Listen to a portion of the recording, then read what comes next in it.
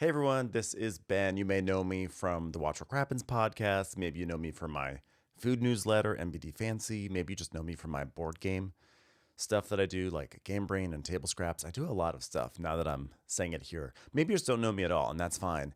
Anyway, I just went on a really epic 10-day vacation to Norway, and I wanted to put all these photos on social media, but I took so many photos, and it just would be so annoying after a while. I'm going to do a breakdown on my newsletter, which again is nbdfancy.substack.com. I'll do a whole breakdown of everything, but I also thought it might be fun to just do a slideshow and do it on YouTube.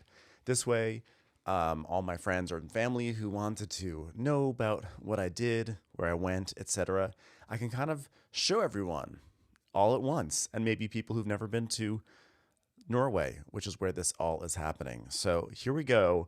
This is my first time kind of doing this kind of thing. Hopefully I will get all the tech right. I'm using OBS, trying to be good here at make professional. So let's start the slideshow. There's a lot of photos. I apologize ahead of time. What I don't want this to be, and what I am afraid it will be the stereotypical thing where someone goes on vacation and then they invite friends over and they put up a slideshow and people are sitting there bored for an hour. I'm going to try my best not to do that. But if you get bored, the good news is you can just always stop the video. So not to undermine my own content, but let's be honest. You know, we have to address the elephant in the room. Okay, let's start right now with our first shot here. So, here it is. This is the plane. This is flying over Amsterdam or the Netherlands. I'm flying from LAX to Oslo, and I had to go to I had to have a layover in Amsterdam. And so, of course, I had to take a picture of stroopwafels because stroopwafels are kind of my thing. Actually, they're not my thing. There's a lot of people's things. They're just delicious, and I love them. Also, by the way, look, I can add my own face to the corner of this. Whoa, there I am. Okay, so stroopwafels, love stroopwafels. We're not here for stroopwafels. I just wanted to show a picture of stroopwafels. And then, sorry, here we go. Okay, oh, there's some snacks at the hotel that I arrived in Oslo. Didn't think they were going to be here in the slideshow, but they're there. And these were, by the way, these little snacks were delicious. I didn't have the macarons because I'm not a big, like, strawberry person. But these little almond cakes and these like pistachio balls, delish, love them so much. I hope you can see my cursor. You can see my cursor. Great. Okay. So here I am. This is the hotel I stayed at was called The Thief. It was located on this kind of cool, newly developed, it was not industrial. It's just like this artsy neighborhood, waterfront neighborhood in Oslo. This is the view outside the hotel. Very cool. There's a museum on this little island waterfront thing, some galleries.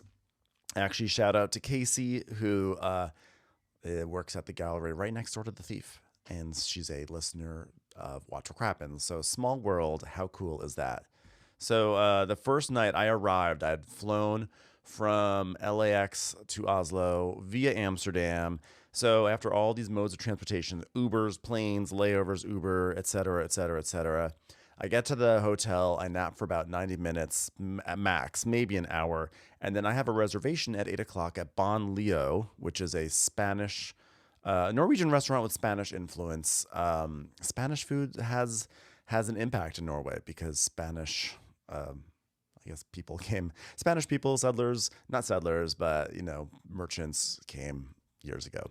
And they brought certain traditions. I don't know if that has an influence on this restaurant, but this restaurant is Spanish tinged. So I walked in. This was the lovely bartender who immediately poured me a drink. He described it as their version of the picante, which is like the Soho House cocktail.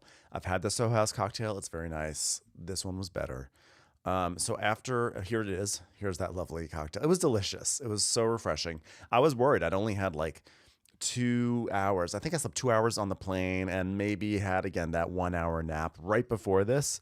I was a little nervous to have alcohol. I was afraid it would make me too sleepy for this meal because the very lovely people who run this restaurant, shout out to Kitty, Kitty, who is one of the owners. She came and greeted me and was so lovely to me. And she was like, I hope you're excited for your 11-course meal. And I did not realize it was going to be an 11-course meal. my friend AC, she booked this reservation for me. AC's sort of moonlighting with travel agency stuff, and she gave me a short list of restaurants in Oslo. I was like, this one looks really good. She booked it. I knew it was going to be like a tasting sort of menu. I thought it'd be like 4 or 5 courses. It's an 11 courser, so I was like, oh gosh, I really have to settle in because I'm like, I just flew across the world and I've got to stay awake for this. Anyway, that did not stop me from having this delicious drink. The first thing that they brought me was this gazpacho ball. It sort of had the texture. The ball was like, almost tasted like white chocolate. I don't remember what the shell was made of, but you bite into it and gazpacho comes out, which is kind of amazing. Those stones are inedible. So this was like a really lovely, wonderful way to start the meal. And then another sort of double amuse-bouche. Let's see, what were these again? I wrote down little notes as best I could on my phone.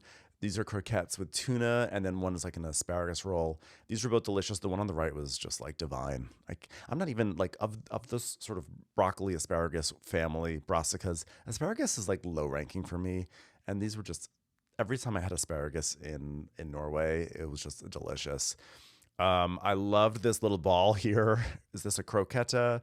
Is it a bombas? It was like delicately fried. It actually had like a calamari inside. It was wonderful. The I absolutely loved the flatware they had at Bon Leo. My friends were like, you should steal one. I was like, I'm not going to steal it, especially after I heard that this flatware was from the chef's family, like generations. So this is very special, bespoke, one of a kind flatware. I loved this whimsy, this kind of like flatware by way of tree branch kind of look. Here, this is scallop peas, Iberico stock, cranberry leaves, delicious. Oh, I love this one. I've been thinking about this dish for 2 weeks now. And in fact, I'm going to make some cabbage tonight after I'm done with this slideshow. I'm going to make some cabbage partially because of this dish. Look at this cabbage. It is cooked with anchovies. Then there's Spanish almonds and there's apple syrup. These are just like the notes I wrote down as best I could. This was just perfection. I love cabbage. Cabbage is having a culinary moment, which is funny because cabbage is a big deal for a lot of different cultures. So it's funny to be like, wow, cabbage is in. Cabbage has been in for a lot of people. But this was wonderful. Just look at the caramel. I don't know if hopefully you can see it. I tried to include more horizontal pictures in the slideshow, but we're in a vertical moment right now.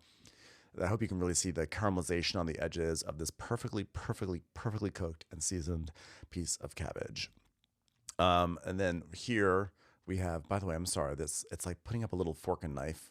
I don't know if you can see it. I don't know if you can see it on the stream, but like Apple's trying to be like, I can identify this. You don't have to, Apple. You don't have to do that. This is I think it's like a langoustine. Langoustine, if I remember, I think this is maybe a brunost sauce.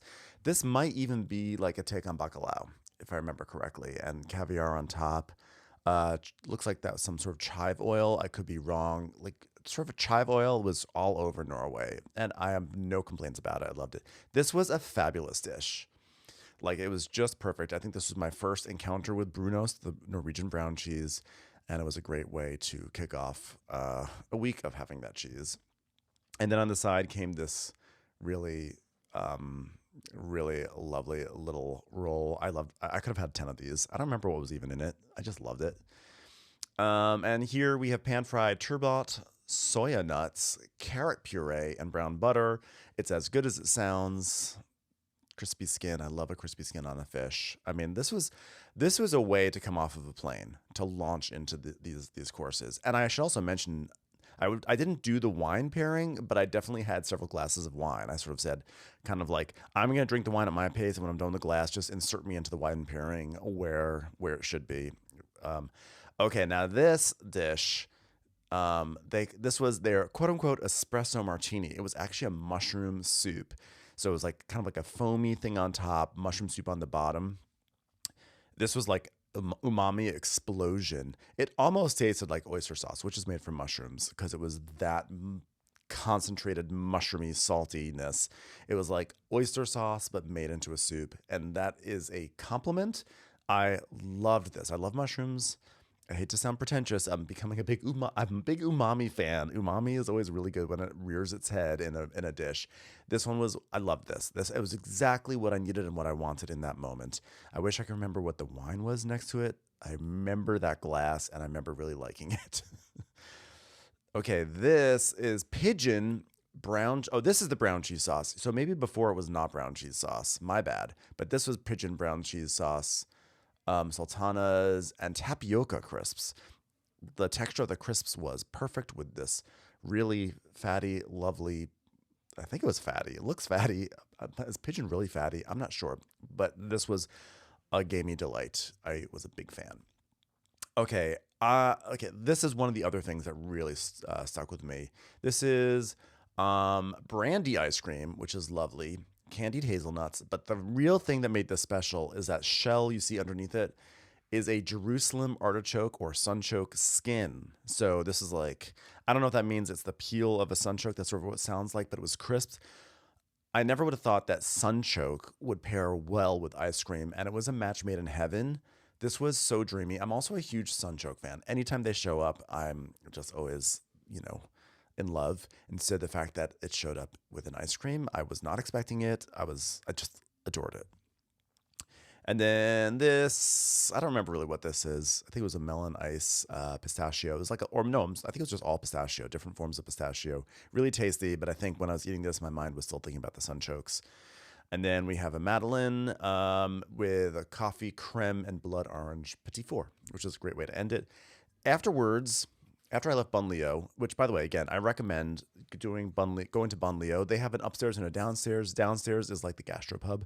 Upstairs is where you get this multi-course menu. Afterwards, I went to a bar called Himkok. My friend Esther works for 50 Best Bars, that organization. She either works for or is part of. I don't want to get the phrasing incorrectly, but she recommended this bar, and I had an Oslo Mule, which, if I am correct about this, they sub out the vodka for Aquavit, and this was delicious. And I couldn't believe I was having a cocktail after all that food, but I was just like, I only have like 2 nights in Oslo, so I'm not going to go to sleep after this big meal, even though I'm jet lagged. I'm going to go to a bar by myself. And I took this picture because it's my first night in Norway, and I loved how on the left side, you have this dark, warm, cozy bar, very urbane, cosmopolitan. And when you're in there, it feels dark. It feels like nighttime. And it is nighttime because this picture was taken at 11 p.m. And on the right, you have this window and you can see out that there's full light in the street.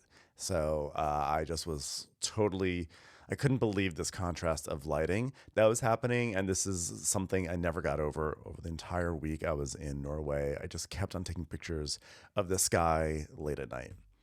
Oh, and here's a view inside the bar. This is one of the bartenders. There's the menu. The bartender I had, when he made the drink, he put the glass behind his back and tossed like ice over his shoulder. It landed in the glass. It was very cocktail. I loved it.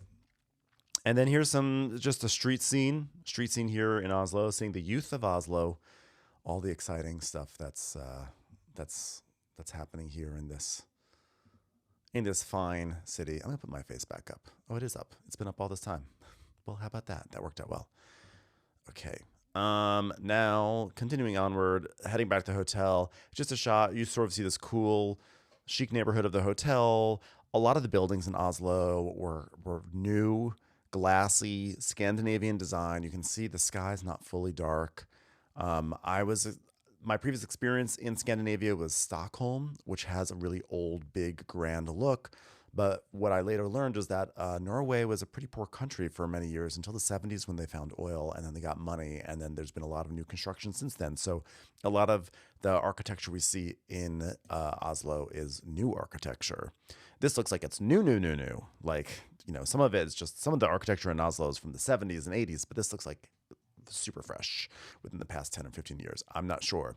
Next day, I went to the Edvard Munch Museum. I was calling it Munch for the longest time, like my whole life, but apparently it's Munch. So there it is. It's kind of sort of shaped like a giant wave. It's really cool, surrealist. It also kind of like, I imagine that the shape of that building parallels the shape of the hands of the scream, the hands along the face. It sort of seems to reference that a bit. I don't know. I didn't get an architectural tour, but that's just my own take. Speaking of, there's the Scream. There are multiple Screams, by the way, and 3 of them are in this room. There's like a sketch, not sketch, ink. I can't think of the word. Here it is. This, what you're seeing here, is the ink one, and each one can be shown for 30 minutes at a time. They have 3 on display because they're light sensitive. So they show 30 minutes and then they close and they show another one. So here is the black and white ink one. And then in the meantime, I went and looked around. As we all know, by the way, the Scream is the foundation for Wes Craven's villain in the movie Scream, the villain that obviously has that famous Scream mask. And as I was walking around the gallery, I saw this painting, which was called The Murderer. And I was like, that looks like exactly like Freddy Krueger. And I was like, this has to be the inspiration for Freddy Krueger. I mean, the hands, the hat, the face, everything. I was like, this has got to be inspiration for Freddy Krueger. But when I researched it, no, it was not at all. I was like, what are the odds that there's like sort of 2 horror kind of visuals in the same floor, just feet away from each other? But this one apparently did not inspire Wes Craven, but I don't know. Still think that maybe it did somehow. Meanwhile, back in the Scream room, the other Scream now, the first one, the doors closed over it. The second one opened up and I got this shot. I'm so proud of this shot. All these people flooded into the room when this version of the Scream, which I think might be the most famous version, this one sort of presented itself and everyone crowded around it. I couldn't get a shot. And then all of a sudden, these 2 guys, there was like a gap. And it was like this perfect shot. So I took it and I'm so happy. I feel like I kind of made the Scream better, guys. I mean, I sort of improved a masterpiece. So the view from the museum, at the top of the museum, here's just looking out onto Oslo. You can see more of that architecture I was talking about. This is new, fresh. This is some fresh architecture, but you can see it's modern. This is not stuff that was made in like 1850. Speaking of modern, this is the Opera House, which is right next to the Munch Museum. The Opera House is interesting because you can actually walk along the roof. This is the roof of the Opera House. You sort of like a walk from the sidewalk up this slope, and you just get these amazing, beautiful views. And then there's this glassy element here where there are these mannequins that are coming, sort of swimming in it, which is really cool. Kind of swimming, but also climbing. You see there's one that's attached by a cable. And then you just get, as you walk along the roof, you just get these amazing views of Oslo. There's an older building out there. So obviously there are old buildings. Obviously this Opera House is not an old building compared to some of the other things in Europe, but you can see there on the left, people are walking along the roof, and I would love to know what the story is with this architecture. Is this supposed to be a reference to a ski slope, the mountains? Is it the waves? It sort of also looks kind of like a boat rearing out of the water. I don't know. I would love to know more about it, but here's just more views, more architecture. It just looked so beautiful up there. And in the water, there was this interesting sculpture that really looks both like an iceberg and a shipwreck. So it's just cool. And the light was hitting it. Sun didn't always come out in Norway, and so it was cool that it did come out and shine right off of this sculpture. And just another view of the Opera House roof and the skyline. Lots of really cool modern buildings. Really cool shaped buildings. These were not just 90-degree buildings like rectangles and cubes. A lot of angles, a lot of triangles. I loved it. Another view. And then across the river, even though it was like freezing cold out, to me at least, it was I think probably in the 30s or 40s, there are some young Norwegians doing the sauna thing, and so they go into the sauna, they heat up, and then they dip in the river. But what I was told later is that this river is gross, and you don't want to be dipping yourself into it. I should say it's not a river; it's just water. It's an inlet, bay, whatever, waterfront. The point is, it's polluted, and you shouldn't be diving into it. But you know what? They were living their life, and they needed to cool down. More Opera House. I obviously am obsessed with taking pictures of this Opera House, but this is street level, actually. So you can sort of see how the sidewalk folds up into the roof, and you can sort of go up and climb. Such cool, amazing, great angles. Really an amazing piece of architecture. And on the inside is this. I noticed with a lot of these buildings, maybe this is what Scandinavian design, this is my impression of what Scandinavian design is, but I really have no authority to say this, but a lot of warm wood, natural not textures, materials, but with that sort of like play along with kind of austere surfaces. So cool interior. And those are another view of the mannequins in the glass. This is from the inside. They're coming sort of like in and out of the glass, like legs on the inside, head on the outside, things like that, which is just really, really interesting and cool. Again, it speaks of dance and ballet, but swimming and climbing. I really need to do some research on this opera house because it's more and more fascinating as I look at it. Plus, also what's really cool is I'm sitting at my desktop computer, and then this is the first time I'm looking at these photos, not on my phone, but actually on a whole big desktop, and it's so cool. I hope you're able to put this this stream on full screen because it looks awesome. There were several stores selling traditional Norwegian fashions. I forget what these are called, but here's one. Here's the female garb. It starts with a B, but I just don't remember how to say them. I love these dresses. Very, very cool. And then this is a park. In the center of the park, there's a lot of sculptures. This is some saucy men in wrought iron men walking around before the major sculpture part. This is just a sculpture of there's all these sculptures of people in different stages of life. And this is someone lifting someone up who is unwell. But of course, since I am immature, I took it from this angle, which looks much more provocative than what I think the sculpture really is. And then here's this obelisk in the center of it. I got to look up the name of this park. Park in Oslo. It's the Vigeland Park. Vigeland Park. It's a big park. All the guides. This is in all the guides. You got to go to it. It was a very nice park, and it was very lovely, manicured. Lots of these sculptures, really cool. So you have this obelisk with lots of writhing bodies in the center. And here's a view from the top where that obelisk is, looking out down into the city. Just a beautiful view. Even with it being overcast, just a really lovely sight. Okay, so after I was done with the park, I walked by a bakery, and I was told that in Oslo, if you go into any bakery, you're going to find something good. So I saw a pancake that was wrapped around brown cheese. And I was like, pancake is a street food. They just have pancakes here. This is called a svella. And so I got it. And here's another shot of, yep, there it is, of what looks like on the inside. So you see brown cheese and some butter. And it was tasty. I think I was expecting something else. It was very pancake forward because there's not a lot of cheese in it. And I think the American in me wanted more cheese.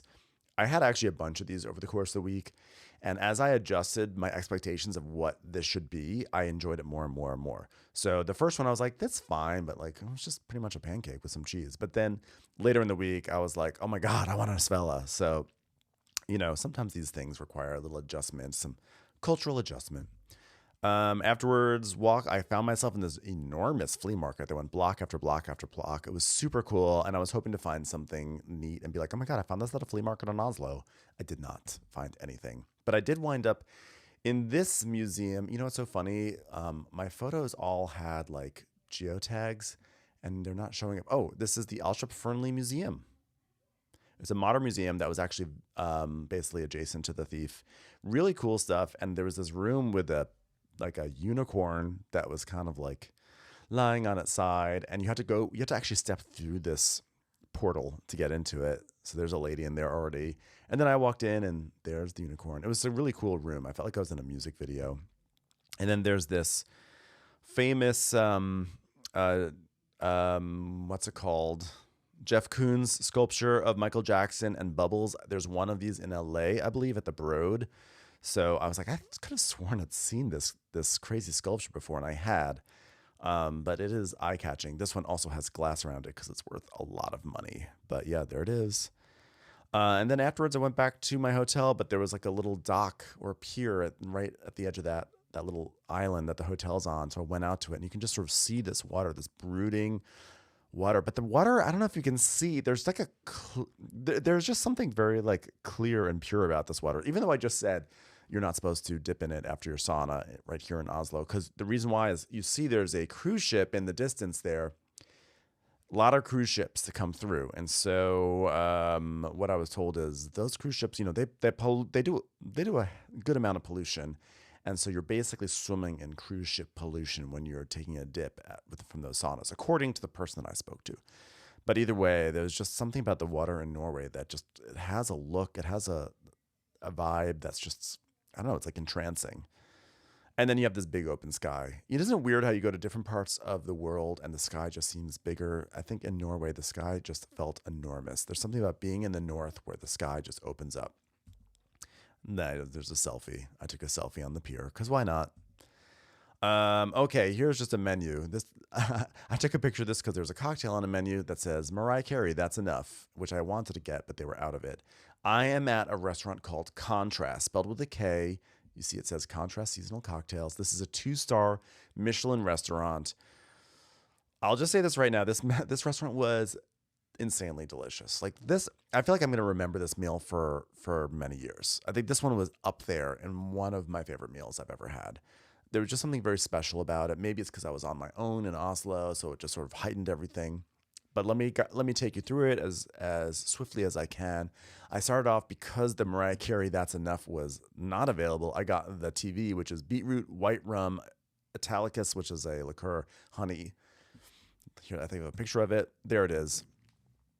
This cocktail I am still thinking about. It's been 2 weeks. It is a beet cocktail, and it was so delicious. I love beet, and this was just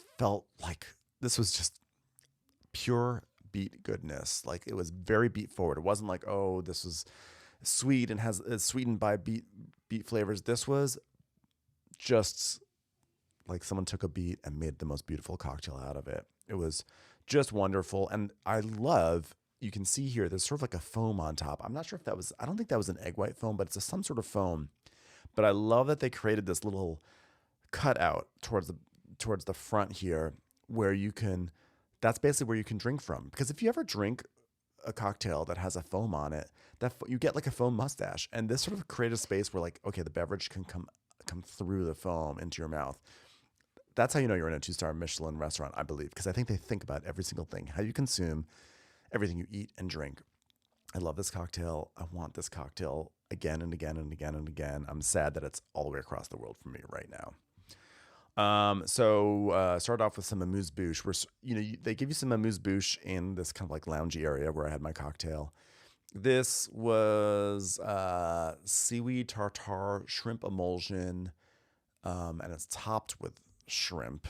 That's what I wrote down. Let's see. I actually saved the menu. Let's see if I can pull up the menu. I should have remembered to do this beforehand, but we're gonna just. Oh, here it is. Puffed bread. Oh no, that's not the puffed bread. Is that the puffed bread? Shrimp and seaweed. Okay, whatever it is. It's shrimp. It's great. It's wonderful. Oh yeah, this is a buckling beignet and dry aged Sirdal's trout, which I loved. This one stood out for me. This was a pork blood crostade with holtefjell and beer vinegar. Essentially, you have cheese in here, soft cheese, and then you have this shell that's made of pork's blood. It's crispy, fascinating, really cool, and of course, wonderful. Tasted wonderful. This is a duck liver from a farm. It's bruleed with mushrooms. I mean, I can't even describe some of these little bites. It's amazing how much flavor they're able to elicit. This is just the amuse-bouches. I was like, oh my God, this meal is going to be amazing. So this is what the dining room looks like. We all sit at these tables and the chairs are all kind of like aimed towards the kitchen there, which is cool. Those two women, they were just on their phone the whole time. I was like, are you guys enjoying yourself? Okay. So this here is kingfish with elderflower and pineapple and weed oil. I really like this one, but the bread. Oh my God. I could have had 10 of these little loaves. I love this bread. And then the butter. I mean, the butter in Europe is so good. It's like, you just want to put it on everything. And this butter was no exception. But then came the scallop dish. It was scallops from Hitra. They were green asparagus. And there was like green asparagus and there's also scallop roe. It's just sort of like scallops prepared two ways. I was in heaven. I like told the waiter, I was like, you guys really did it with the scallops. You know, I mean, he was very polite. He's like, oh, thank you so much. But it was, they were amazing. And then came this one.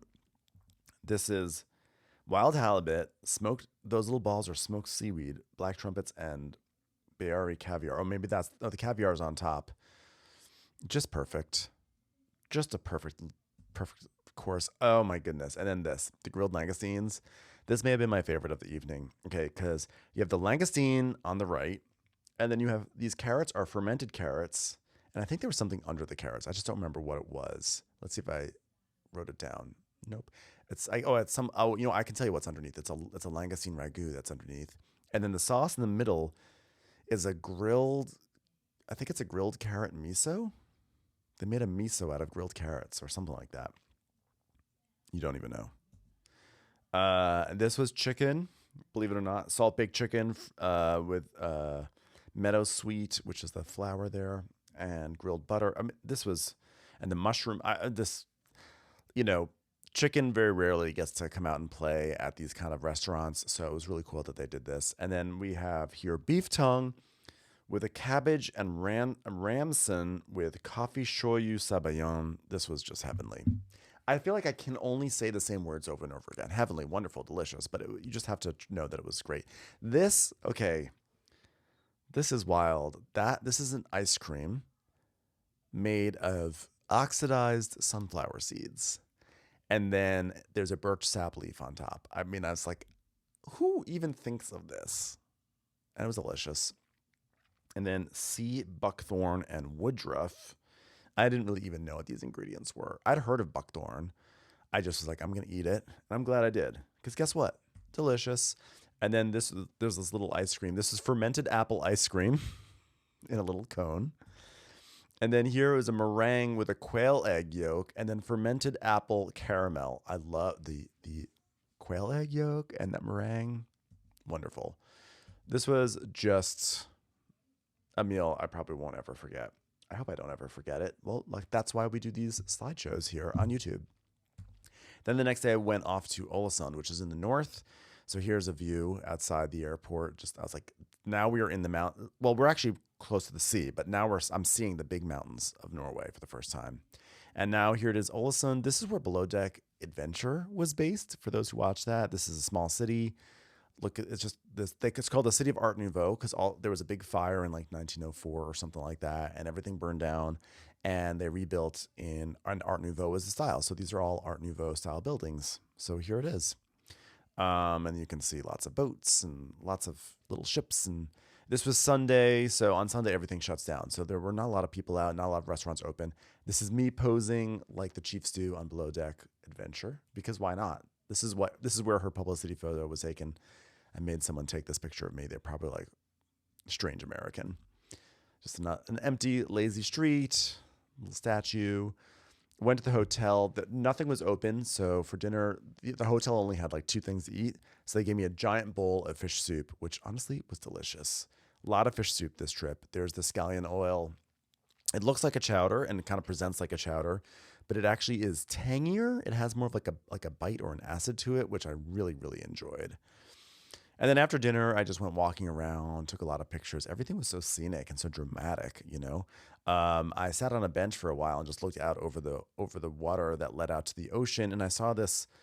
There's this lighthouse out there that was, oh God, my face is right on the lighthouse. Hold on, let me transition my face. Let me take my face off. Okay.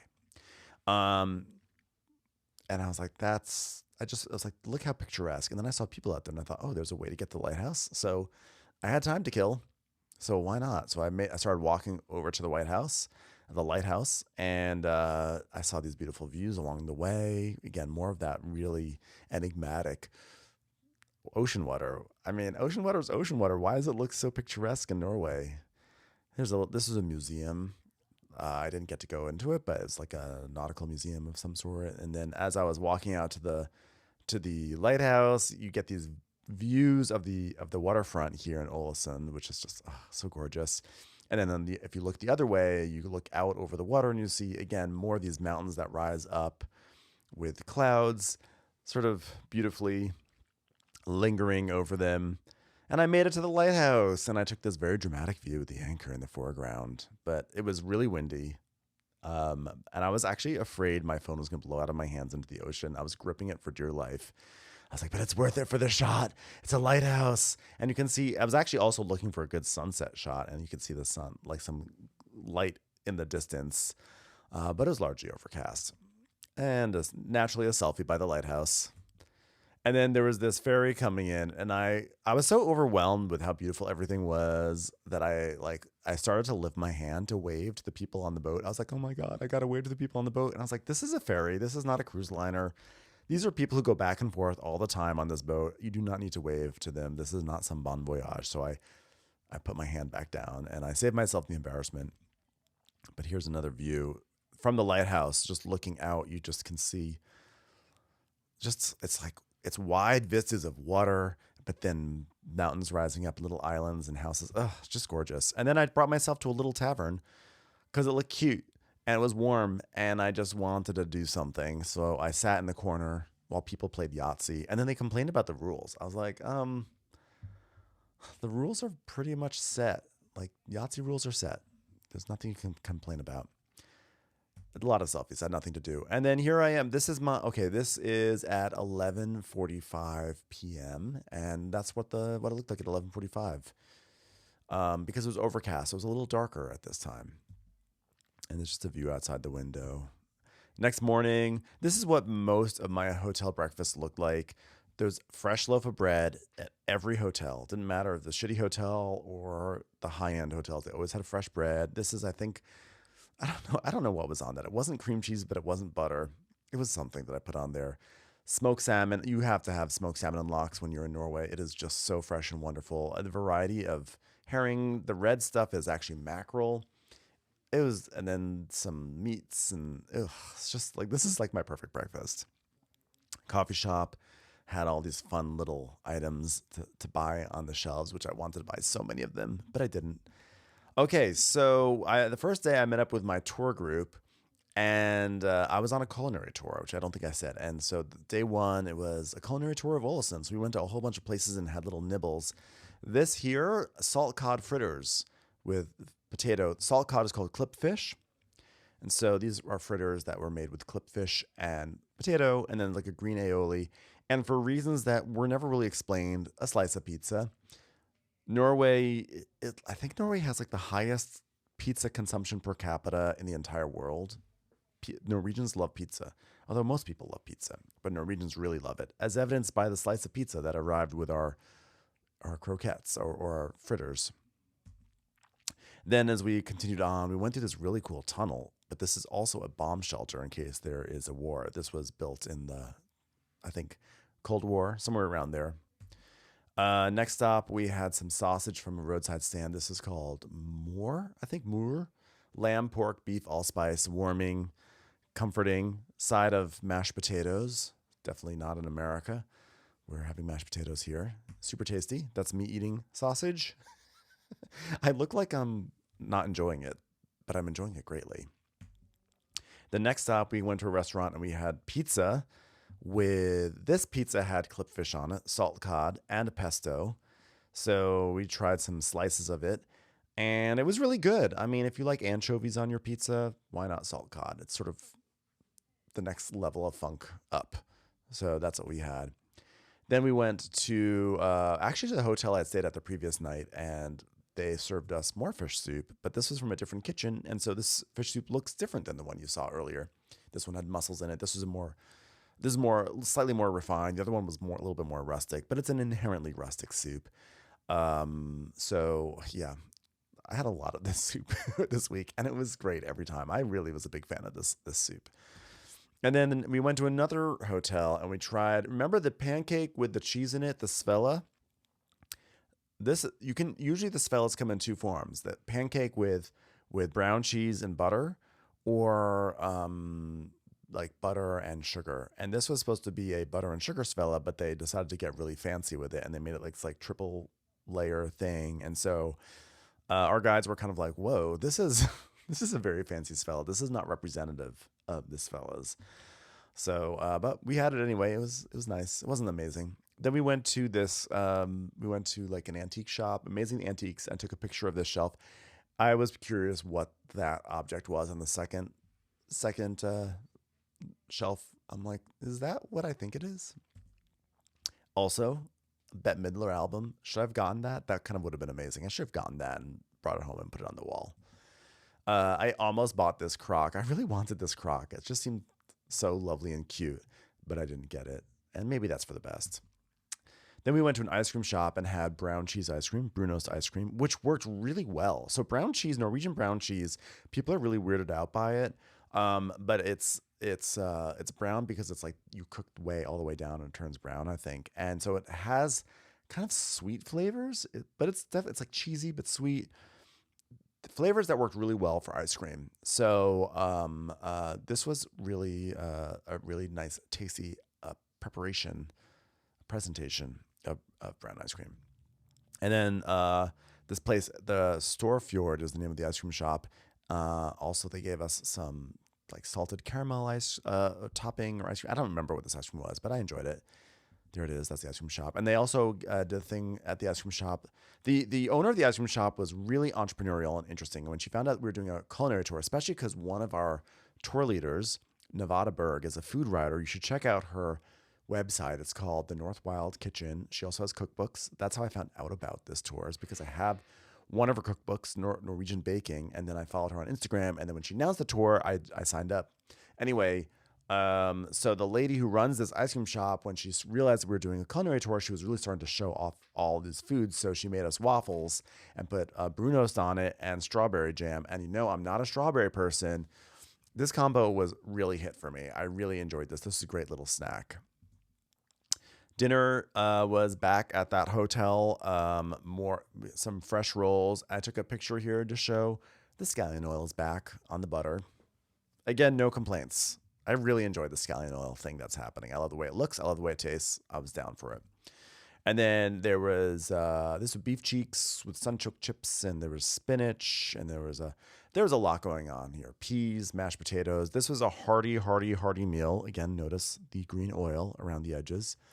Very tasty, very hearty, followed by a chocolate fondant and a black currant ice cream. So I was told like the two very popular desserts in Norway are chocolate fondant and creme brulee. And you'll find them almost everywhere for dessert. So here was chocolate fondant, and it was delicious. So then this is what it looked like after dinner.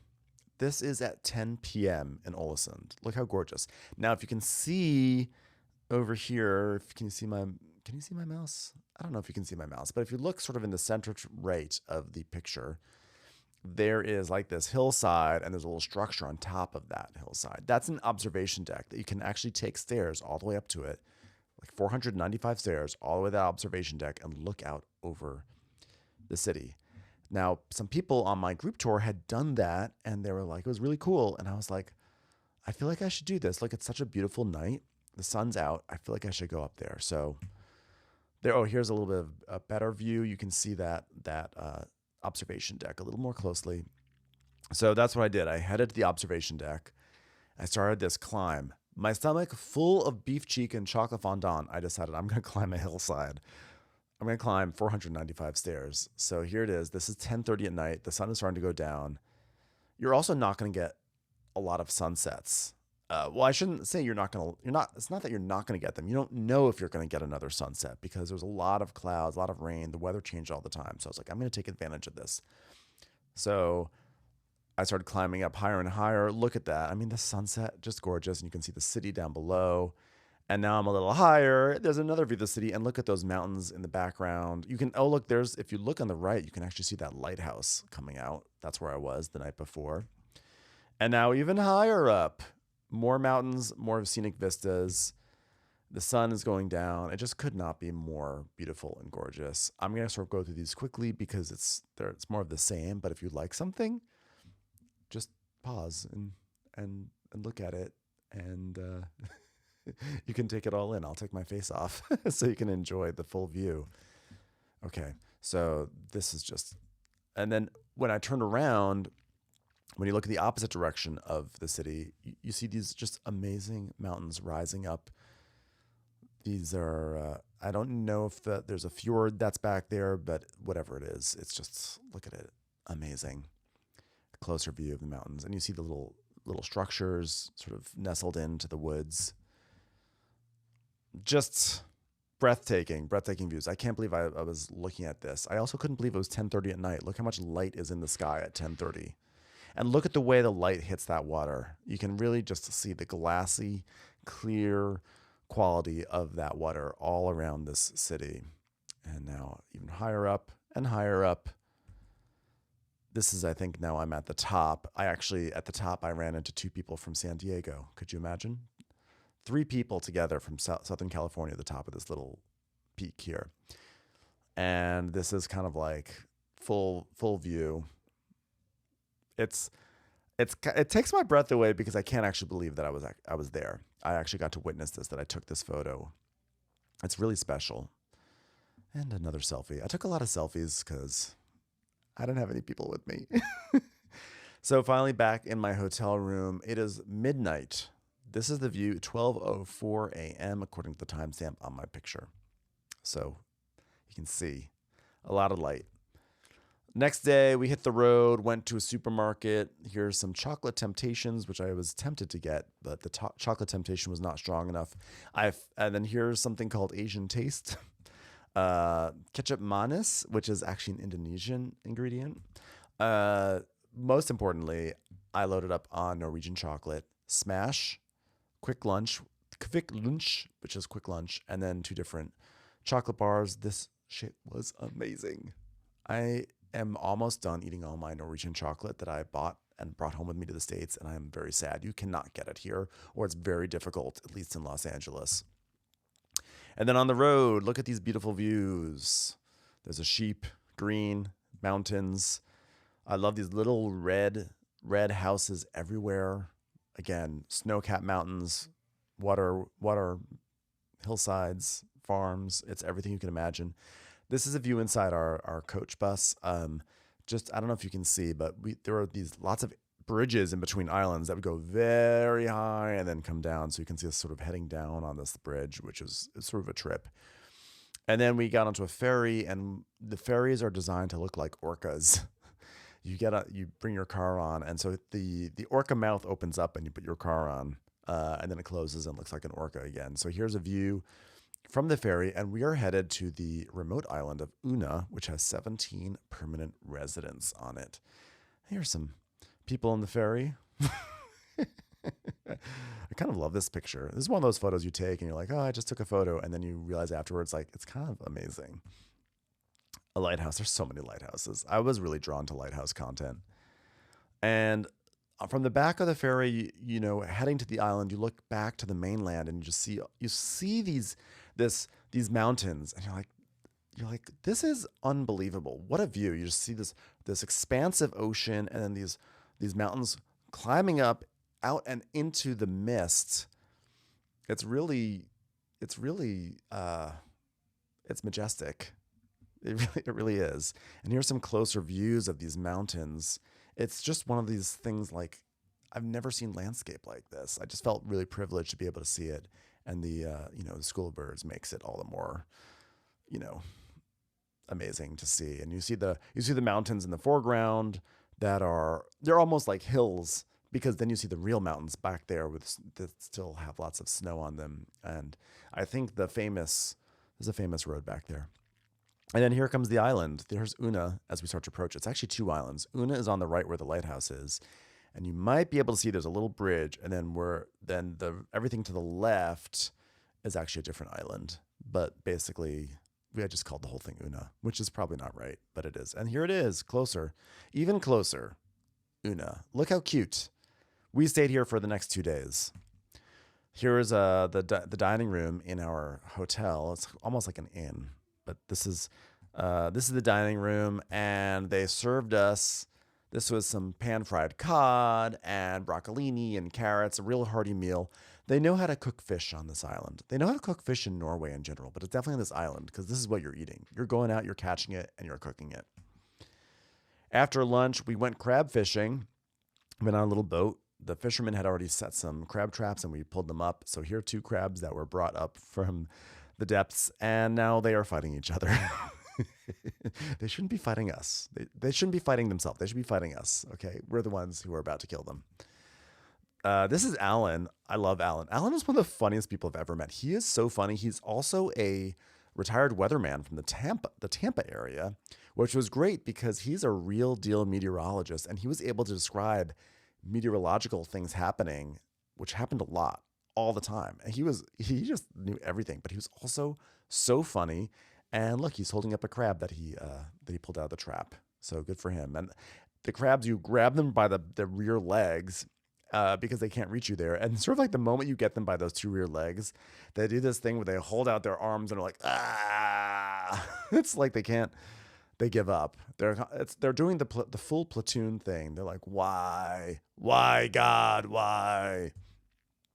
Look, and there's me. I'm holding up a crab myself. Nevada is on the left taking a photo of me, and I'm wearing a knit cap that I bought from the shop on Una. There was a little knitting shop on Una. And there I am with the crab. Proud moment for me. Not for the crab. The crab lost its other claw in the process. It only had one claw, so I think this was an unhappy crab. Here it is closer. I was so happy. I was holding a little crab. But I was very cognizant. I was like, don't let that crab get too close to your cheek because it'll pinch you. Poor crab. And so this is Fruda, who actually is like the innkeeper at the hotel. First of all, I love his sweater. I wanted a sweater like that. And he's holding all our crabs. We gave him the crabs, and he and the people in the kitchen went to go cook them to serve us the crabs the next day. Here they are.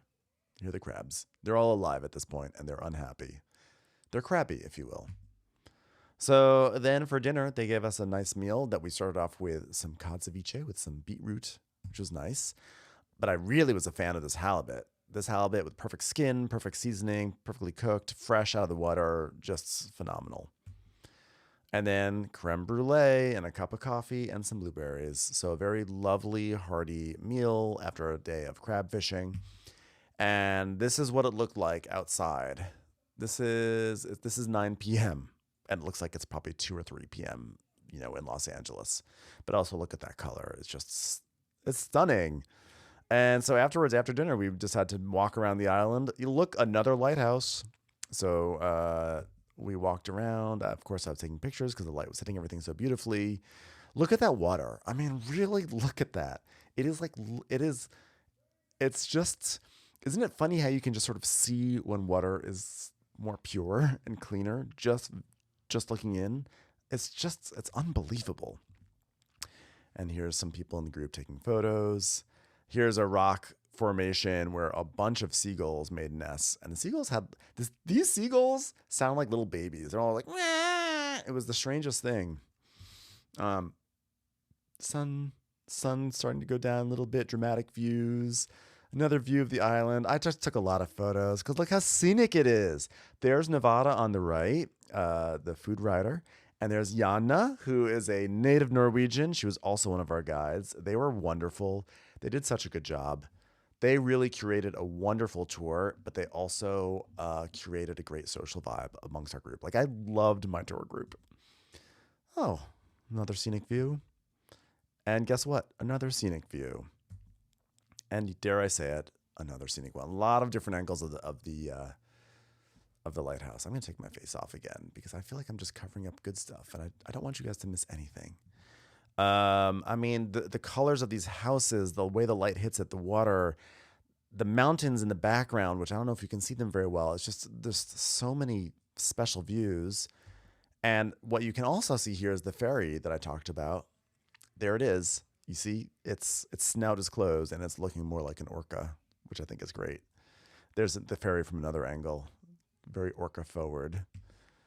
And off in the distance, an enormous, enormous cruise ship. When you see the cruise ships, it's startling because they're so big.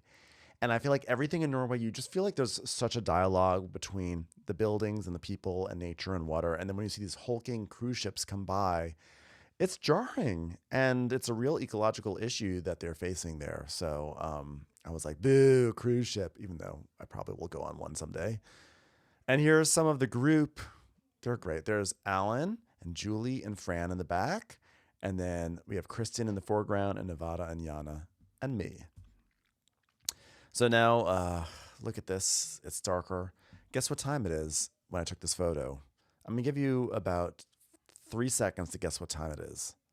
3, 2, 1. This is 1:30 in the morning. So that gives you a sense of what it was like. You can actually see patches of blue sky if you really look closely in some of this. Next morning, this is the breakfast they serve us. Again, I'm highlighting there's egg salad and salmon and really I'm just highlighting the salmon. The salmon's so fucking good in Norway. Get it every time you have a chance to. Just get it. Went to a ceramic shop. I was like, look at this view outside the ceramic shop. How amazing. And here's the knitting shop I talked about. More fish soup for lunch. It's great. We then went on a walking tour of the island, and then Alan, our resident meteorologist, said, if you look towards the sun, not at the sun, you will see a phenomenon wherein there is a halo that has been created because of the ice crystals in the air. It's really handy having a weatherman on your tour, I have to say. So there's the halo. I can see your halo. Another view of the island from on high now that we're going up to the lighthouse. And of course, there's the lighthouse with the halo, because why not be super dramatic about it? So here's views. Okay, we made it to yet another lighthouse. And here's the view from up above the lighthouse. You kind of really see look how small this community is. It's so quaint and so cute. And actually, I'm going to go back. You can see the mountains in the background there. I don't know if you can, across the ocean. It's just like this. Again, island, ocean, mountains. I'm just constantly I love it. And then we climbed up into the lighthouse, and so here I am taking a picture of myself with the mountains in the distance. And this is Julie coming up the staircase. And then we started walking around. On the left there is Hildy, who runs the knitting shop, and gave us the little walking tour through all this community. A lot of these houses had just grass growing on the roof, which I loved. It's very hobbity, right? The doors and the hillsides, but not hobbity. And there's the bridge to the other island. And more walking through these beautifully colorful buildings. Wild rhubarb. Of course, I got to take a picture of rhubarb. Don't eat the leaves. They're poisonous, but the stalks, rhubarb. And then I just wind up taking a lot of photos of these houses because they're so colorful and cute. Inside one of the houses is now a museum, and it's this is a picture of. There's a picture of, I guess, I don't know when it dates back to, but probably maybe late 1800s. And I took a picture of this because I thought this was a great storage solution for sheet pans and stuff. Basically, straps hanging from a hoop, and you just slot the sheet pans right in, and boom, you're set. I was like, I need to do that for lids and things. This is what I'm going to do. Look, beautiful lighthouse, water. I mean, how many times can I say it? Water, lighthouse, rocks. Water, lighthouse, rocks. It's also nice. And I was so happy to see a Kia. Out of nowhere, a Kia. I am a Kia owner, so I was like, oh, this is a nice Kia too. I like it. Here's a graveyard. There's like 2 Bronze Age graves in here somewhere, but I don't remember where they were. And then we walked down to the beach. What's so interesting is this water sort of has the color of what you would find in the Caribbean or in the tropics, and yet it was freezing cold. We're up in the north, but just again speaks to how clean and clear all this water was. There you can really see it. It's like it could be Jamaica, but it's not. Obviously it's not. You see all that rocky formations, but like that's the quality of the water here. It just was turquoise and clean, and I just have never seen this water in a cold environment before. And here's these beaches with all sorts of stuff. And then after the tour, Hildy made us coconut buns, which were really delicious. These were cardamom buns with vanilla custard and coconut glaze, and I could have had 10 of them. Before dinner, we did an Aquavit tasting, which Fruta led for us. I didn't really know much about Aquavit. I'd had it once at Epcot Center. I know, embarrassing. So this was really cool to learn about it. If your bottle says Linny on it, it means that the Aquavit was put on a boat and sent on a journey and came back, because back in the olden days, that was like, oh, it needs time to age, so we'll send it abroad. Okay, so then tonight was the night of our crab fests, the crabs that we caught. But before we did that, they served us whale. This is whale carpaccio. Now, I know that may be unsettling for people. Whale is part of the Norwegian culinary tradition, especially in the north. The whales that they hunt are the minke whales, which are actually not endangered or not at risk at all. They are totally classified as least concern, not at risk, etc. They're also sustainably hunted. Only a certain number are allowed to be hunted per year, and it's only the minke whale. It's not like blue whales or anything else. So I'm just saying that in case people might be horrified. I mean, you can still be horrified. It's interesting to learn about. So yeah, I tried whale for the first time, and I enjoyed it. I don't know if I would like gravitate towards it, but I enjoyed it. It tasted sort of like roast beef and chopped liver all at once, which may not be an endorsement for some people, but I liked it quite a bit. And then there was some really good potato salad that we had with our crab. And here's our crab, the crab that we caught in a nice bowl, and we sat and ate that. And I went to town, and it was delicious. It was so sweet, so fresh, just perfect. And then it was raining during dinner, and then the sun came out, so we went outside, and sure enough, there was a rainbow. And here's me with the rainbow, with rain still falling in my eyes, but there still was sun at the same time. And then lo and behold, a double rainbow started to come out. Alan was like, guys, if you just wait a little bit, it's going to get more and more intense. He like knew the timing of the rainbow because meteorologists just know this stuff. And sure enough, it just got more and more intense. And like, I could not stop taking photos of these rainbows over these beautiful buildings. And then rainbows going into the ocean with the mountains in the background. It's a double rainbow. And like, look at it just going all the way over this structure, these houses. I mean, this was just a breathtaking view. Okay, but like I took a lot of rainbow photos. Okay, and now it was time to go onto a ferry the next day to go leave Una, a magical little island, but time to go onwards. Here's a little sandwich they gave us.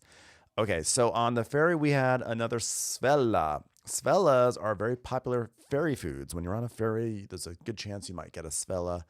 This one did not have brown cheese. This was a butter and sugar one. Alan, the weatherman, he had some trouble eating it because he kept on smelling ammonia. Well, it turns out the leavening agent that's used is something called horn salt, which is made with deer antlers, and it's basically ammonia. So I didn't even notice it, and then when I smelled it, I was like, oh yeah, I guess it does smell like ammonia, but whatever, it tasted good. Notes of ammonia doesn't hurt anyone as long as it's not like ammonia.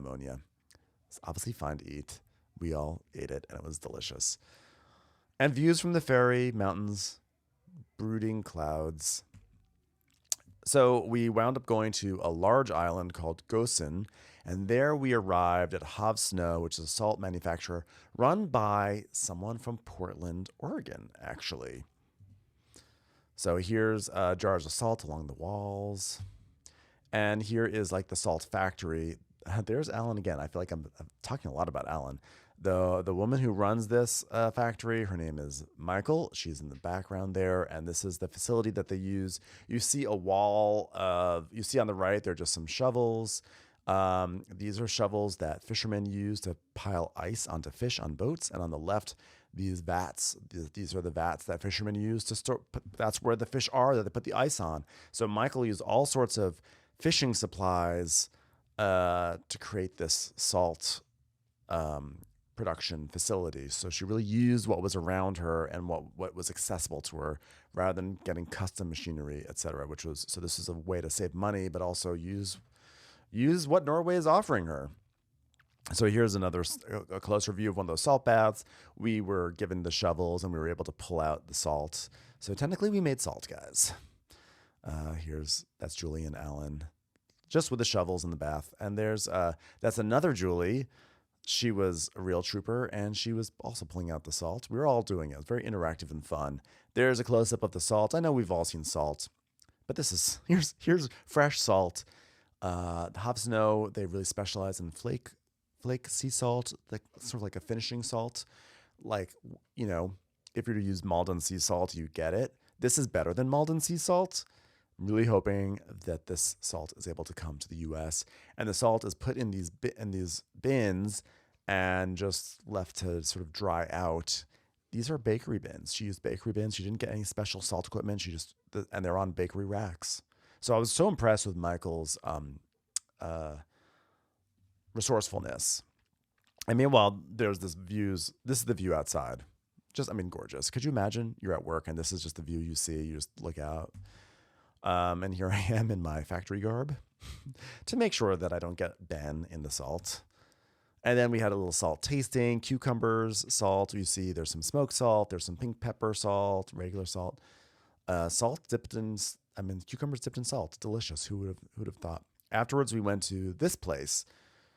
I want to say it's Juviksild, or is it maybe Juviksild? I think it's Juviksild. This is a herring producer. This is where they pickle herring, and we had a herring meal. Here's some pickled herring with some, I think, nuts and cheese and tomato and arugula. I love herring. This is one of the reasons why I went on this trip. When I saw we'd be going to a herring tasting, I was like, I am in. This is wild. Herring that's been brined with a raspberry brine served over mango, raspberry, and melons. And there's a slice of onion on that. So there it is.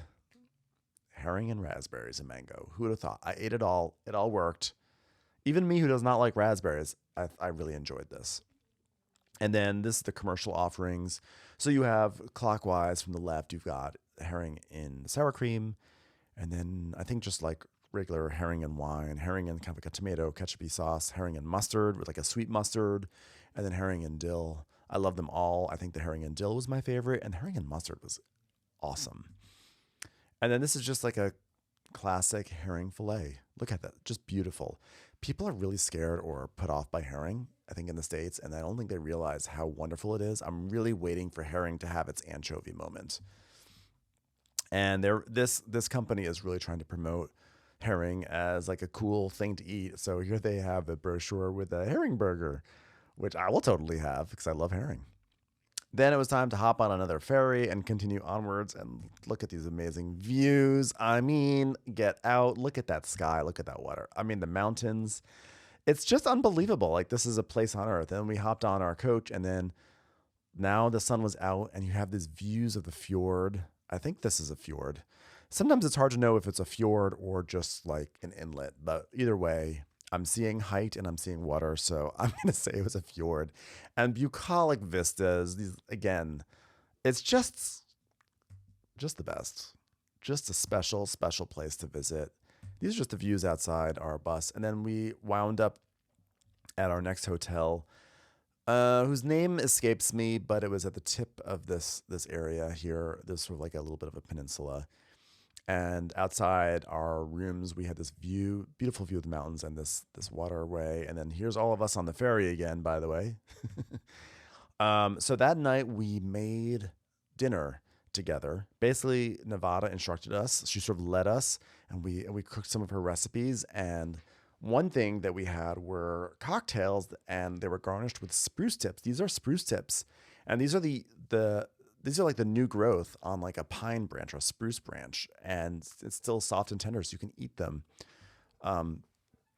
They were very sour, like bracingly sour, like a very intense sorrel, and very grassy. I didn't really love them personally, but it was cool to try it. See, there it is on the tip of this cocktail. This cocktail was great. It's called a mountain steam. It's on Nevada's website. It's Aquavit, vodka, lime juice, lemon, lime soda. Really simple, so refreshing and delicious. Here's some reindeer sausage and some non-reindeer sausage. And first we made it's called a setter salad. It's kind of like a farm salad with this like cheese crisps and greens and the sausage and some meats and dollop of sour cream and a vinaigrette that was made with like olive oil, not balsamic, just I think red wine vinegar, raisins, shallots, all cooked in a pan. Shallots, made translucent. a really hearty, tasty, delicious salad that really could serve as an entree on its own. Again, it's on, this is not on Nevada's website. It's her recipe, but she's sort of like recipe testing for her next cookbook. So this is not available yet. So she was sort of seeing how we liked it, etc. But a really nice, hearty salad. And then here I am making some lingonberry jam, lingonberry and bacon lardon jam, because actually this is by the way, this is just the red onions and the lardons cooking down, and then once the bacon's all cooked and the onions are tender, you add in lingonberries, and that's the jam, and it goes on top of this delicious burger. I mean, this is a serious burger. This is spinach, it's mayo, it's beef, it's brown cheese, it's caramelized onions, it's the jam, sweet, salty, creamy, savory, beefy, fatty, sharp, all the flavors, intense, beautiful, wonderful. It's kind of fun to just have a burger, I have to say. I love all the fish that we've been having, but to have a burger moment is kind of great. And here I am smiling with the fact that it's 10:45 p.m. And for dessert, this is like a trifle. It's called a veiled peasant girl or a veiled peasant girls. And it's like stewed apples, whipped cream, and then you have this like cinnamon sugar butter breadcrumb. Really interesting and simple and easy. And after that burger and the heavy salad, it actually was a very light and refreshing dessert. Then at sunset outside, I saw this really amazing ship in the distance. I'm like complaining about the cruise ship. I'm like, oh my God, what an ecological disaster. And then I see this clearly industrial ship go by, and I'm like, wow, fascinating. But whatever. I liked the ship, and it made a nice silhouette against the sunset, so I approved of it. This was taken at 11 o'clock, and the beautiful pink hues this is the Atlantic Ocean. And this is now midnight, looking outside the hotel window, and this is my bedroom at 1 a.m. So next day, pouring rain. It was sort of tragic because we had a really long drive to the countryside. It would have been nice to have not had it be so rainy. This was our big fjord drive, but even in the rain, these views are just they're just really like, now they're moody. It's like Twin Peaks, but like make it Norway. Okay, this view, I really zoomed in here on my picture, but there's a drive that actually drives out onto the Atlantic Ocean with bridges, and there's a super famous bridge, so famous that you can park, which was what we did, and take pictures. I forget what the bridge is called. I will probably put a link up if I can remember, but as you can see, it's this beautiful sort of like built to mimic the shapes of the hills and the mountains bridge, where it almost looks like it goes off to nowhere because it sort of curves around. But it's a very famous bridge, and unfortunately super rainy and cold and windy when we went over it and when we stopped to take pictures of it, so we couldn't see it in all its glory, but it was very, very cool to look at. That's actually what the bridge looks like from a different angle, where you can see the real bridge of it all. So it has this kind of like hump to it, but it also has a curve, which you can't really see the curve from this angle because it's two-dimensional, but going back to this picture, you can see how it curves. And that's just sort of like a wider shot of it. So it's just cool how it just looks like it's just a ski jump off to nowhere. And this is just a really adorable sheep that I wish I had bought. I love it. Then we went to a restaurant to have Norwegian bacalao. Some people may say, bacalao, isn't that a Portuguese dish or Spanish or Portuguese dish? It is, but Spanish and Portuguese people brought bacalao to Norway 200 years ago or 100 years ago. I don't know the timeline, and it became beloved. And here's some crisps that are often eaten with the bacalao, and here's the bacalao itself. So Norwegian bacalao has salt cod in it. You guessed it, salt cod, very popular. I don't know if I'd had much experience with salt cod, and what I was impressed with, salt cod is dehydrated, and then you have to rehydrate it, and it has a real meaty texture, like a texture of, not of fish, but of like beef. Maybe not even beef, but like chicken almost. It has like a tougher texture, like it's more toothsome. And that was just so interesting because it was fish. And I can see people really playing around with those textures and having fun with that. Here's the restaurant. Smia, because this was in Kristiansand, and apparently Kristiansand and Ålesund have a big rivalry over who makes the better bacalao. We didn't get to have bacalao in Ålesund because the bacalao purveyor was not able to get their fish in that day, so it was very sad. And here I am taking a selfie as we drive along the water. Here's a view of it. This is a fjord. This is a confirmed fjord confirmed. And even though it's rainy and gloomy, you really can see the majestic beauty that is in this fjord. So next we come over here to a dairy farm. And of course I took a picture of the tractor because it was cute. And most importantly, if you're going to go to a dairy farm, you got to take pictures of the cows. So this is so interesting. So the cows can come in and out of this. This is like the milking area, essentially. The cows can go in and out, outside and inside, free will. And they can walk all around this area. There's troughs for food. There's a yellow brush in the background that they can walk up against and get kind of like a little brush massage. And when they are ready to get milked, they walk right up into the milking stall, and an infrared arm goes in and just finds the udders and milks them. It's like free range cattle. Like when they're ready, they know what to do, and they go and do it. And it was so amazing. These are happy cows. Here's just a cow just looking around. 2 cows outside just looking at us. And now they've come over to say hi. And look how cute. These are happy, happy cows. Anyway, this dairy farm specializes in, I believe the cheese is called Kraftkar. Kraftkar. It's like a blue cheese. This is actually not the blue cheese. This is a different cheese that they make. But it won like the championship, like best cheese in Norway in like 2007, or in Europe in 2017. And then it won some sort of like best cheese of the past 30 years, champion of championship title. A little cheese tasting. And of course it was delicious. I mean, Norwegian cheese I'm a big fan of. And of course this is wonderful. There it is. By the way, the cheese all the way on the left is the award-winning one. And the one in the 6 p.m. position also won a big award too, but it gets overshadowed by the Kraftkar. And you can't get it in America. They just make a limited batch and they make it and it goes to Norway and maybe some places in Europe, but it doesn't come to America, and it's just sad because it's so good. And then on the road again, more fjord action, beautiful, majestic fjords. And I took this photo. It's not a great photo, but you can kind of see the classic sloping mountains going down into the water. This is exactly what you think of with fjords and all that. And now we're starting to go inland, away from the fjords, away from the coast, and just like, sheep, fog, farms, rivers, trees, hillsides, and Trondheim. We arrive in Trondheim, a city in the north. This will be our final destination. We are here for the next 2 days.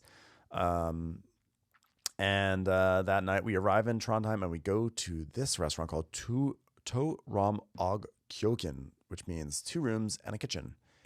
A lovely meal. Here we are settling down. That's from left to right, Fran, Julie, Kristen, and Nevada. And this is a Skagen toast, which was fantastic. Skagen is like shrimp, seafood, and like a mayo. It may not sound appealing, but if you're like me, you'll love it. And the toast was perfect, especially when done right. Skagen is fantastic. I think this is just some bread and butter, not really slideshow worthy. This one, everyone loved this one. I've got let me see if I can pull up this menu because I did not take notes on what this is, but this is, I know I have it here. To Rom Og Kjøkken. Okay. I'm pulling it up, but this was their signature dish, if I remember correctly. And okay, it's coming up here. I'm getting it. Okay. This was turnip and green asparagus, green peas, crispy chicken skin, jalapeno, smoked haddock sauce. I'm sorry, this was not their signature. This was just a really damn good dish. It's great. This was their signature, I believe. Scallop, celery puree, chervil oil, scallop sauce, seaweed chip. We were all just raving about this. We could not get enough. And look at that beautiful chip. And then we have, this was Iberico, I believe. this was an Iberico and like I think that was a chicken jus. I'm sorry. Sorry I did not write down all the notes here. But this Iberico was lovely, really lovely. And that's just, savory umami sauce right there. Just lovely. I'll just say lovely 10 more times. And then after dinner, sun setting, Trondheim at night. Next day, went to there's actually a cathedral up here. This is the northernmost Gothic cathedral in the world, I think. In the world? Yeah, I think the world. So here it is. It's a big, it looks oddly small here in this picture, but it's big. Look, see, it's big. It's not as big as some of the other cathedrals, but it's definitely a cathedral. Some of the detailing there. I think I forget what the story is with that one. I think there may be no big story with that. Inside here is this massive organ that has like 10,000 pipes in it, which is hard to believe. It does not look like it has 10,000 pipes, but there are. Just views, classic cathedral kind of looks. This is something regarding the Sami people, who are the indigenous people of Norway, and so this is I think something about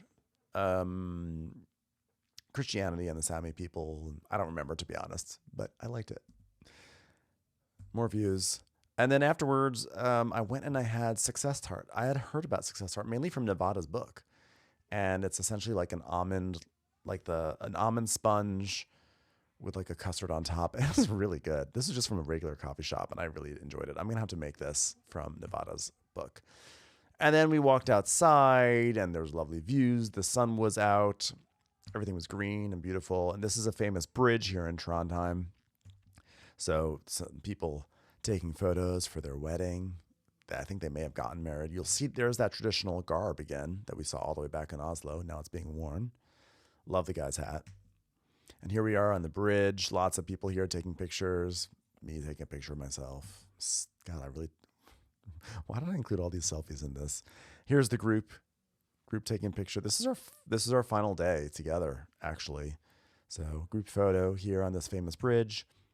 And a view of these colorful buildings along the waterway. Bergen is known for these types of buildings, but you can also find them here in Trondheim. And just lots of people. That's Fran from the group in the foreground. Some lovers enjoying the sights. The sun's out, the love is out. Lots of people jogging in this neighborhood. There's some people jogging up the street. There's like tons and tons of joggers. And then we had lunch at this place, Baklandet Skyd Station, which is apparently an institution in Trondheim, traditional Norwegian food. But first, a photo of a cat, a Norwegian cat. This is a Norwegian breed, a beautiful, beautiful cat. So here's some of the gang hanging out, waiting for our lunch to arrive.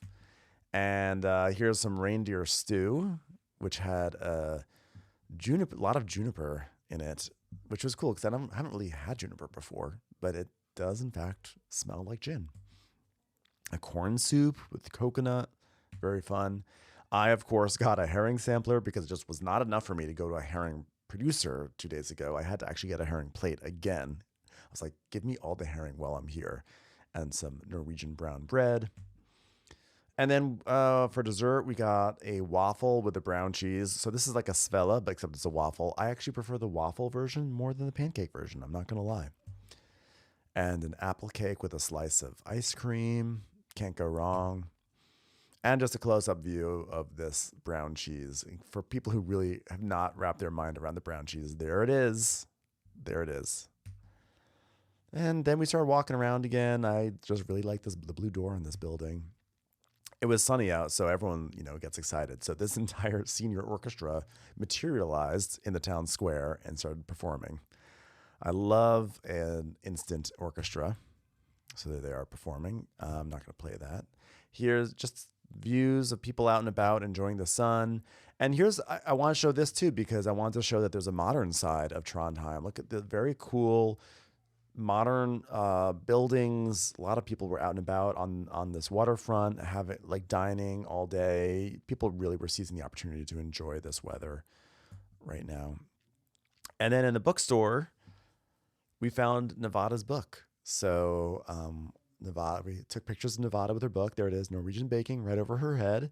And then she signed the books, the copies. So if you want a signed copy of Norwegian Baking by Nevada, there's some in Trondheim. We broke off then. A lot of people went back to the hotel. I went to a museum called the POMO, which is a contemporary art museum, and I saw some really cool things like this hanging sculpture. There was a scream here. Who'd have thought? Found another scream. So I really hit the jackpot with all the Munch in Norway. This big, cool, inflatable piece of art in a courtyard. I don't know what it is, but it's cool.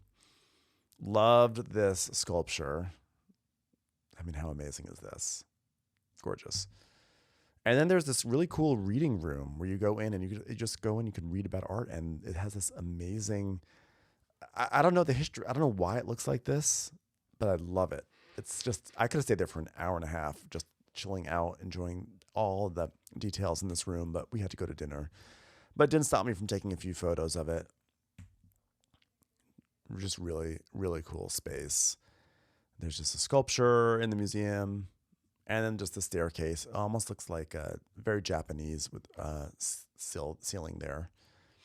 And then on the way back to my hotel, I stopped into the Hotel Britannia, which is like the fancy hotel in Trondheim, and they have this cool mirrored staircase. So of course I took a photo, as I'm sure many people do. And then the sun was still out. People were hanging out in the park. Just umbrellas over a street. It's a very trendy thing to do. Still like it. There's some scenes from what it looks like. It's a small city, but it's a cute city. Oh, first of all, I love this picture of Jana and Nevada, but also Norwegians love Donald Duck. They like Donald Duck more than Mickey Mouse, and so we saw this painting of Donald Duck in a window. So of course I had to take a picture of these two. And look how happy Jana is, our native Norwegian, just getting to pose there with Donald Duck. And now it's evening and walking to the restaurant. Tugboats in the water, me again. The sun is starting to lower a little bit. Beautiful, shiny, glassy water. A modern building over here. This is, I forget what this building is, to be honest. We didn't go into it. I think it's a science museum. It's a science museum. Train yard, cargo. I took this picture for my friend Sylvia because she loves cargo. And just got a picture of a seagull by a wind thing. So why not? Why not include it here? And then here was our final restaurant of the trip, which is Tollbua. And I actually did. I think I got the menu here. Okay, let me look it up. Toll.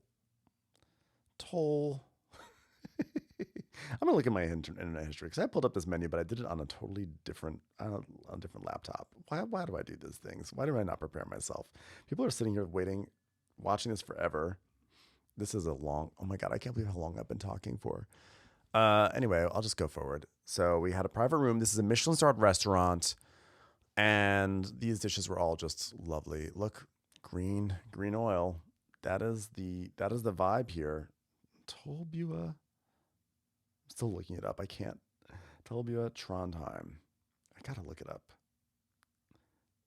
I've got to get the menu. What I can say is the food here was really delicious. Definitely earned its Michelin star. If you're in Trondheim, it's worth going to for sure. Let's see what's on the menu here. Okay, this was Arctic char with tomato, jalapeno, and sesame. Then we move on to a veal tartare, green pepper, rye, and this was also, again, lovely. This was, okay, spelt bread with smoked salmon and gooseberries. And then there was also some rillettes. I really loved this, but I was a little unclear how I was supposed to eat this, if that makes sense. Do you bite into the salmon on top? Do you put the rillettes on top of it? Is it individual? It didn't matter. It all was great. And I didn't know how to eat it, so I tried it in every single way, and every way I tried to eat it, I loved it. So I was very happy. Fran, smiling. Nevada, smiling. Julie smiling in the background. That's Larry all the way back there. I don't think I've given him a shout out. And then here's the group. It was our last night. I was so sad. It was like I felt like I was in summer camp all week with this group. Now we move on to some verbena, squash, fermented lemon, and there was a fish. And then lamb with harissa, yogurt, and broccolini. Oh, and some potato. They just brought potatoes, which of course were great because they were like, look at that crispy skin and the butter. Wonderful. And finally, a brioche with a winter apple sabayon, quince tea, and cardamom. I don't know if that's actually, was that current what we had? Either way, it was a brioche and it was definitely a sabayon. So a tasty meal. And when we walked out of the restaurant, I mean, a perfect way to end this whole trip.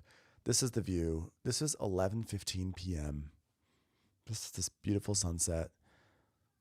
The water is so still, it's literally like a giant mirror.